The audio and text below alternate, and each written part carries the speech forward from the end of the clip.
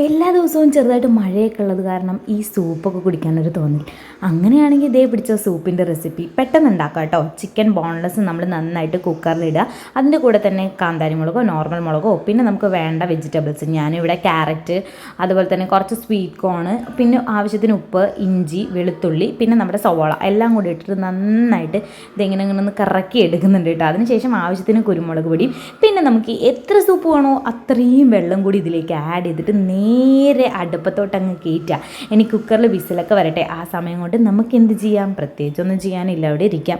ഇവിടെ റെഡി ആയിട്ടുണ്ട്. അതിലേക്ക് എന്നിട്ട് കുറച്ച് വിനാഗിരി നമ്മൾ ആഡ് ചെയ്ത് കൊടുക്കുക. ഇനി ഒരു മുട്ടയുടെ വെള്ളയാണ് അതെടുത്തിട്ട് നന്നായിട്ട് കടുവിട എന്നങ്ങ് ബീറ്റ് ചെയ്തിട്ട് അത് തിളച്ച് വരുന്ന സമയത്ത് നന്നായിട്ട് ഇളക്കിയിട്ട് അതിലേക്ക് ഒഴിച്ച് കൊടുക്കുക കേട്ടോ. ഇളക്കലും വീഡിയോ എടുക്കലും ഒക്കെ ഞാനായത് കാരണമാണ് ഇങ്ങനെ.